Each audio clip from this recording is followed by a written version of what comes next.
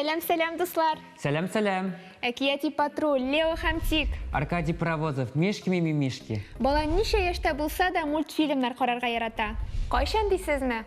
Бу турыда безгә бүген Шаян ТВ каналы режиссеры Ләйсән Мөхәммәдиева сөйләячәк. Ләйсән апа, исәнмесез? Сәлем. Сәлем, дуслар. Көттөрмәгез безне зинһар, яңалыклар белән бүлешегез әле. Шаян ТВ каналында нинди яңа мультфильмнар күрсәтеләчәк?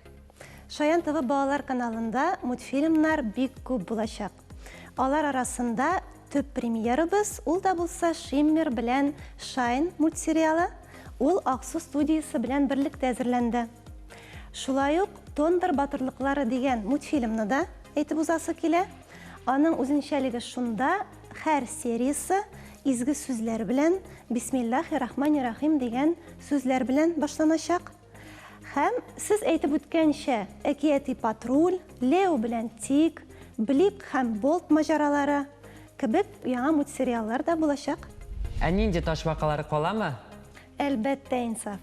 Нинди ташбакаларның бүгенге көндә 3нче сезоны бара. Әле тагын 2 сезоны булачак, шуңа күрә тамашачы рәхәтләнеп, ташбакалар белән кызыклы маҗаралар аша үтә алачак. Аркадий Паровозов, Мишки-мимимишки татар телендә булачак дип ишеттек. Бу шулаймы?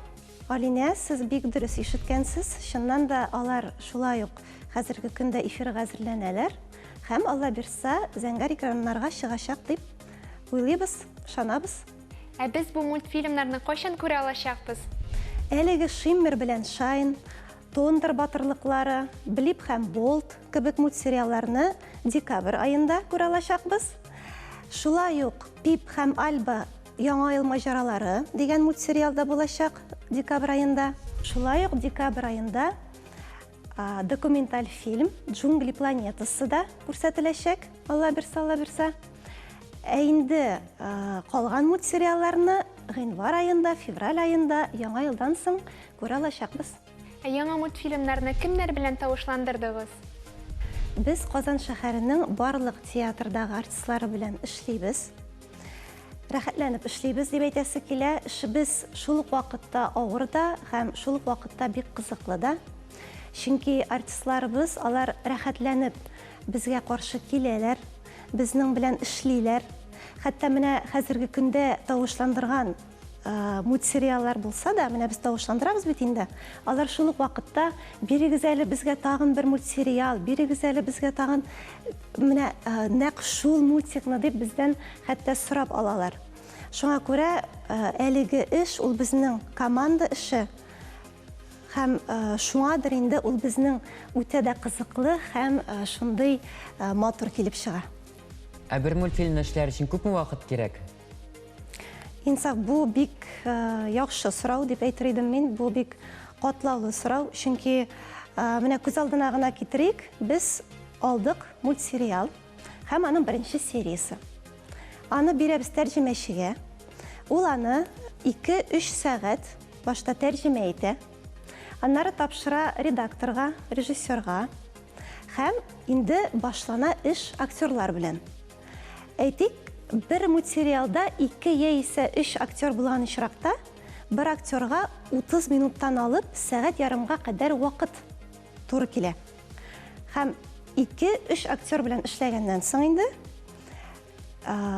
безнең тавыш режиссерлары әлеге серияны инде эшлиләр, җыеп бетерәләр, тавыш буенча эшлиләр. Һәм инде әлеге серия ул яңадан режиссерга тапшырыла. Режиссер аны тикшерә, тагын бер ярты сәгать дип алыйгымы, әле төзәтмәләр кертәләр алар барысы бергә. Һәм үзегез исәпләп карагыз, ничә сәгать килеп чыга. Димәк, моңа күпме көч куелган булып чыга инде. Алина, әлеге эш зур түземлек, сабырлык таләп итә. Шулай булса да, без аны бик яратып һәм бик тә күңелебезне биреп башкарырга тырышабыз һәм эшлибез. Ләйсән апа, шушы авыр, шул ук вакытта кызыклы эшегездә зур уңышлар сезгә. Килгәнегез өчен бик зур рәхмәт. Сезгә бик зур рәхмәт, Инсаф, Алина. Кабат очрашырбыз дип өметләнәм. Шаян ТВ үз эшен дәвам итә. Безнең белән булыгыз.